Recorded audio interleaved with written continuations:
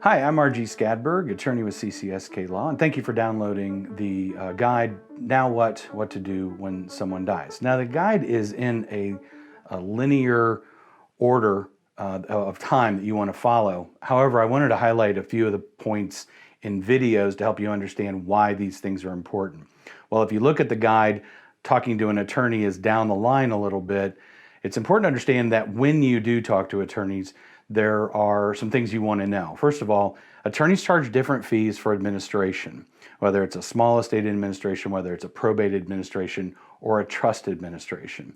And we're going to show you an example of how attorneys set fees. There's 3 different ways they do it, and it's important for you to understand how they set it. Now, you may call an attorney's office. You may have a will that has an attorney's name on it, a trust that has an attorney's name on it. That doesn't mean you have to go back to that attorney. That's important to understand. Also, as you're looking for an attorney to work with, you're going to try to find someone that you can talk to, that you feel comfortable talking to, that you feel is answering your questions and is responding in a timely fashion. So now, as you call an attorney, you could say, hey, what do you charge for a probate? They're probably not going to tell you because it's a hard thing to figure out in some cases. But what I will tell you is there are 3 basic ways that attorneys set fees for probate. One is it's based on an estate value. So they total up the assets in the decedent's name, and then they come up with a fee based on that. Other attorneys will use an hourly structure, and they base it on a number of hours that it takes to get through the probate process at their hourly rate. The third way is a flat fee-based fee schedule. That's the way I do it. And we're going to give you an example because that makes it easier to understand.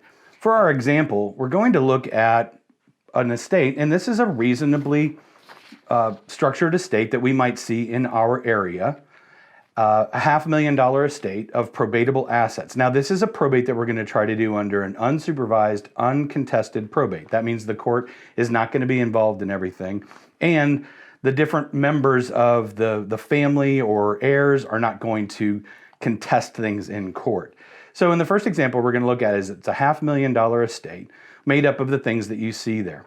The value-based fee structure is going to be based on this formula as you see it laid out. This is in the local rules in various counties that you may be doing a probate or that an attorney may be working.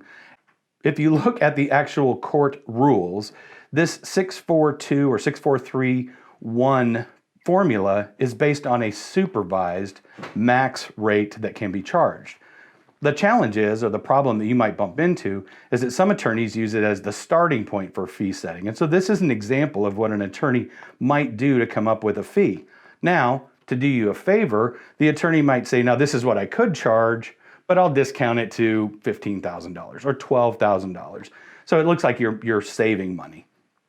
On an hourly basis, 20 hours is a reasonable amount of hours necessary for an attorney to get through the probate process. $250 an hour is also a reasonable rate in our area for an attorney's work. So you can see what the math would be to come up with an estimated fee there. The flat fee base is going to be based on attorneys who do that. Currently, my flat fee based rate is $3,500, and that's all inclusive. The other numbers you're looking at are the attorney's fees. There's going to be other expenses that are going to be added in, including court filings, publications, certified mailings, and other mailings that may need to be done. Now, why it's important to understand why the value-based may not be the best situation for you is example 2, where nothing changes except the value of the house. A $500,000 house, which is not hard to get to in our area, could change the fee structure substantially between example 1 and 2. What you need to understand is the document that moves a house out of the estate is the same in both examples. It's a personal representative deed. The work is not any different, but the basis by which someone uses to come up with their fee is substantially impacted by just a simple change in the value of a house. So when someone passes, at some point you're going to need to talk to an attorney because an attorney is going to explain to you the process necessary to close out that person's estate and transfer property in the proper way.